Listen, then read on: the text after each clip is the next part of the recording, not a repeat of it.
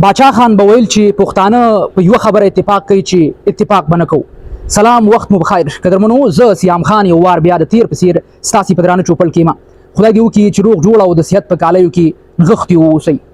څو کاله وړاندې پیر روښان د روحاني تحریک یا غورځنګ په نوم یو تحریک پیل کړ چې د تصوف سربیری خلکو له سیاسي شعور ورکاوه. خو متاسفانه د هغه وخت ځینو ملانو او ځینو نورو خلکو په پیر روښان جلا فتوې ولګولې. که څه هم دغه تحریک د 15 کالو وروسته ورو ختم شو.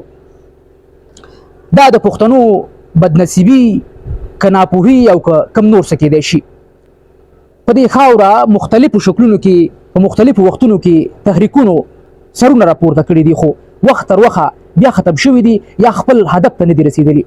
خوشحال خان خټک چې نیم ژوند د مغولو پر ضد په جګړو کې تیر کړی و، ان تر دا چې مغولو زنداني که، خو د زندان د راوتو یا د راخوشي کېدو وروسته په ټولو پښتنو وګرځېدو. یوازینۍ موده یې همدغه وه چې پښتانه یو ټغر ته راغونډ کړي، خو هغسې ونه شو.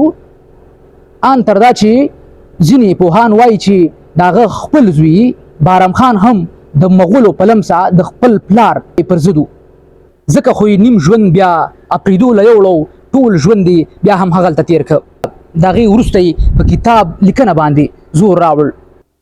د پښتنو یو ټغر ته راغونډولو کې بریالی نه شو، ځکه خو په ځینو شعرونو کې د پښتنو نه لږ مرور او خوابدی ښکاري. یو ځای کې وایي چې اتفاق په پښتانه کې پیدا نه شو، ګینې ما به د مغول ګریوان پاره کړ.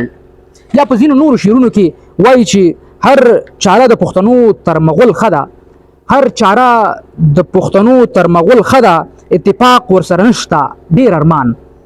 د بهلول او د شیرشاه خبرې اورم، د بهلول او د شیرشاه خبرې اورم چې په هند کې پښتانو پاچا خان. شپږ پیړۍ هسې بادشاهي وه، دوی پورې درس خلکو حیران.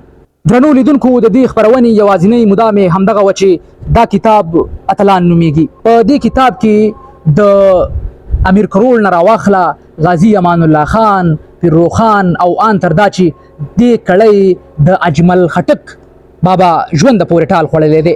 تاسې کولی شئ چې د دې کتاب نه پوره استفاده وکړئ. په دې کې د پښتنو ټول هغه نوموړي زاګه باګه پښتانه یاد شوي دي چې شاید ډېر پښتانه ورسره اشنا نه. د دې کتاب د لارې تاسو کولی شئ چې ټول خپل پښتانه وپېژنئ او د ژوند نه باخبره واوسئ. ډېره زیاته مننه. کور مودان.